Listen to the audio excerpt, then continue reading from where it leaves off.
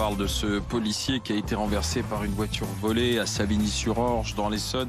Policier appartenant à la BAC. C'était au plein milieu de la nuit. Ils intervenaient sur un cambriolage et lorsqu'ils sont arrivés sur place, la voiture a démarré, l'a fauché, fracture d'une jambe, traumatisme crânien, pronostic vital engagé pour ce policier de 40 ans qui était ce qu'on appelle un policier expérimenté. Et toute la question est de savoir aujourd'hui si on est sur une série noire terrible. On est avec Bruno. Bonjour Bruno. Oui, bonjour. Ah ben vous nous appelez de l'Essonne. Vous Oui, connaissiez, c'est un collègue à vous, vous connaissiez ce policier qui s'est fait renverser? Tout à fait, c'est moi, je suis son chef de brigade. Qu'est-ce que vous pouvez nous dire déjà sur son état de santé, Bruno? Son état de santé, pour l'instant, il repasse un scan actuellement. Donc, c'est pas brillant, donc on est en attente de savoir. Là, pour l'instant, il se bat pour lui, pour sa femme, pour ses enfants, pour sa famille. Vous pouvez essayer de nous dire précisément ce qui s'est passé, dans quel contexte il a été renversé par cette voiture? En fait, ils ont repéré un véhicule, ils étaient en train de vérifier, et au moment où ils vont pour le contrôler, l'individu accélère, le percute et il roule dessus et prend la fuite. Vous avez pu faire procéder à une identification déjà du suspect ou pas? Oui, tout à fait. En fait, la personne, a priori, sortait de son domicile, d'après ce qu'on sait pour l'instant. Et le collègue qui était sur l'intervention reconnaît formellement le conducteur et l'auteur des faits. Donc maintenant, vous allez enquêter, le retrouver, parce que au moins vous savez qui c'est. Mais simplement parce qu'il y avait 3 hommes aussi qui étaient à côté, 3 autres hommes, je crois, qui étaient à côté du véhicule. Eux, ils se sont enfuis. Oui, tout à fait, oui. Donc on n'a pas d'informations sur ces individus. Mais Bruno, ce qu'on a du mal à comprendre, c'est comment se fait-il qu'il n'y ait pas pu y avoir de riposte sur le moment, au moment où ça s'est passé, où il a été renversé, de la part de vos collègues? Ça se passe en un dixième de seconde. On n'a pas le temps de réagir et puis on est formaté pour ne pas tirer. Voilà. Malheureusement, en France, on arrive à un stade où on est formaté pour pas utiliser la légitime défense. Même ça veut dire quoi? Formaté, ça veut dire quoi? On sait que conditionné. C'est qu'on est conditionné. On n'est pas dans l'optique de faire usage de notre arme. Parce que ça veut dire que si vous sortez l'arme et vous tirez sur le véhicule, derrière c'est aussi des complications administratives, judiciaires. Il va falloir vous expliquer pourquoi vous avez fait ça. Tout à fait. Mais bon, après même si on est dans le cadre de la légitime défense, après il y a tout un process qui se met en route et c'est comme ça, et voilà, en France c'est comme ça. Et puis tant qu'il n'y aura pas une réponse pénale forte pour les individus qui tuent des policiers, on n'avancera pas. Vous le regrettez, ce fait-là de la complexité de la légitime défense, Bruno? Votre métier serait plus simple et plus vivable si ça n'était pas là? Oui, je pense. Après, on est une des polices les plus surveillées au monde. Donc il n'y a pas de tireurs fous chez nous. Donc je pense que il faut vraiment revoir la légitime défense. Si vous permettez, Bruno, pour avoir discuté avec des policiers, pour vous permettre de tirer aussi facilement, il faudrait déjà qu'on vous entraîne vraiment à tirer, parce que pour des raisons budgétaires, en réalité, vous êtes très peu entraîné au tir, et c'est aussi, à mon avis, pour ça qu'on vous dit de ne pas sortir votre arme, parce qu'il faudrait que la police, à ce moment-là, admette qu'elle ne forme pas assez ses policiers et que vous n'êtes pas assez, et c'est pas votre faute, ça n'est absolument pas votre faute, mais pour des raisons budgétaires, vous n'êtes pas assez formé au tir. Nous sommes d'accord? Non, on a des séances de tir programmées sur l'année. Donc combien? Nous en BAC, on a 6 séances de tir sur l'année. Et vous pensez que c'est suffisant, vous êtes sûr? Suffisant, rien n'est suffisant. Voilà. Toute situation est différente. Après, vous dire que c'est suffisant ou pas, on peut pas savoir, parce que c'est comme ça, c'est les règles qu'on a, mais après. Mais si on vous formait mieux et si on vous formait plus, vous en seriez. Mais c'est la stricte réalité, pardon. Mais s'ils n'ont pas le droit de sortir leur arme, s'ils sont bien formés, ça change ils rien. auraient peut-être le droit si on les formait mieux aussi. Je crois pas que c'est la Tu veux dire que c'est parce qu'on leur dit de pas sortir parce qu'ils sont pas compétents? On ne peut pas laisser croire ça. Je pense pas du tout que ça soit l'explication centrale. L'explication centrale, Bruno l'a parfaitement donnée. Ils sont totalement conditionnés à l'impuissance. D'une certaine manière, la police a été, pardon de le dire, émasculée.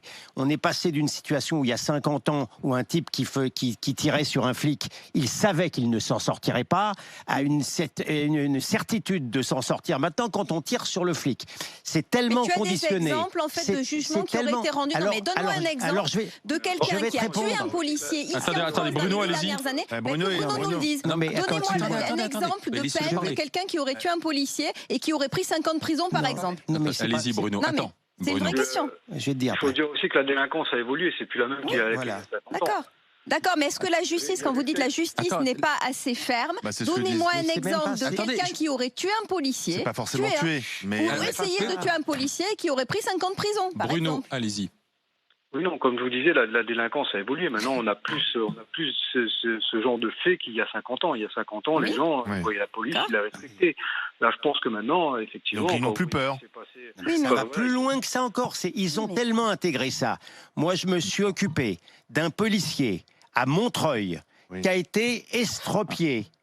Et dans le dossier, il y avait le brigadier, son supérieur, qui était venu expliquer que celui qui se défendait, son jeune collègue était expérimenté parce qu'il n'aurait jamais dû sortir de son quart de flic pour tenter d'arrêter l'individu en question. C'est-à-dire que, y compris dans la hiérarchie policière, on préfère aujourd'hui être impuissant plutôt que d'être en face d'un problème de légitime défense. La réalité, elle est là. Alors, Bruno, moi, je voudrais comprendre l'état d'esprit dans lequel vous êtes, vous et vos collègues, parce que on parlait de série noire. C'est vrai que la semaine elle est terrible, parce qu'il y a eu Herblay, il y a eu Champigny, des images d'humiliation, j'ai envie de dire, pour la police, où on voit que les policiers sont obligés de se réfugier dans un commissariat assiégé par des jeunes ou des moins jeunes, parce qu'on les a pas arrêtés d'ailleurs depuis toujours. Et là, on a Savigny. Demain, Emmanuel Macron reçoit les syndicats des policiers. Qu'attendez-vous en fait, Bruno, vous, en tant que flic de terrain? Nous, on attend des moyens déjà humains, des moyens matériaux. On attend et aussi, comme je vous disais, une réponse pénale plus forte. Ouais. Il faut vraiment que les gens qui attaquent des policiers, qui attaquent des pompiers, parce que il y a les policiers, il y a les pompiers, il y a les gendarmes, qui attaquent les représentants de l'État, soient punis. Mais il faut déjà les retrouver, parce que par exemple, Champigny, est-ce qu'il y a eu une interpellation depuis? Aucune. Non, mais c'est sûr. Après, oui, c'est sûr. C'est les consignes. Non, mais Bruno, je suis absolument d'accord. Attendez, je voudrais comprendre. Parce qu'il y a des consignes, parce qu'on imagine que ceux qui ont fait ça sont juste dans la cité, à côté du commissariat. Il y a des consignes de ne pas y aller? Enfin, nous, on n'a jamais eu de consigne de ne pas aller interpeller des individus qui ont commis des infractions. On n'a pas ce genre de consigne. D'accord. Non, je pense qu'à Champigny, il y a une bonne omerta. Les gens qui ont participé à ça... Je pense que celui qui va les dénoncer, il a du mot à se faire. Bruno, je suis d'accord avec vous que peut-être, et je pense que c'est un sentiment très partagé par les policiers, que tout ce qui est outrage, rébellion, etc., ça n'est pas assez poursuivi et sanctionné. Mais on va dire, ce sont des petits faits. Mais est-ce que vous avez un exemple? Parce que c'est vraiment important. Vous dites, on veut une réponse ferme, etc. Alors, peut-être que je me trompe, et je demande qu'à être démenti.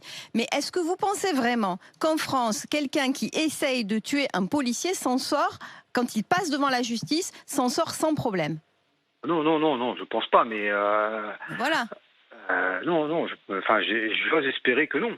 Oui, mais c'est pas tellement ça. Le problème, Bruno, il n'en est pas sûr. Oui, mais c'est pas tellement la question de la décision judiciaire ou de la justice. C'est plutôt que le policier aujourd'hui, lorsqu'il part en mission ou lorsqu'il sait qu'il est sur un cambriolage ou qu'il doit aller faire un flagrant délit, il se dit qu'est-ce qui va m'arriver?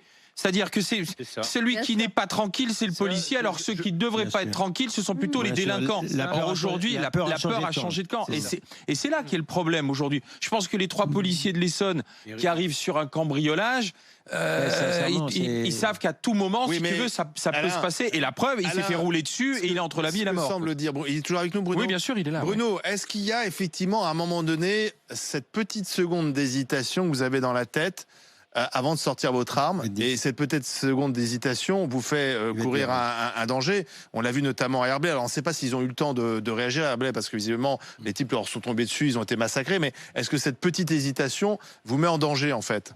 Oui, sûrement, mais à l'instant T, on n'y pense pas en fait. À l'instant T, on n'est pas dans cette optique-là, donc effectivement, comme je vous dis, ça se passe tellement vite Ouais. que le temps de réaction et voilà, là, le collègue, le temps de... voilà, ça se passe Bien en sûr. une fraction de Bien seconde. sûr. Donc, Non, mais- Bruno, merci d'avoir été avec nous.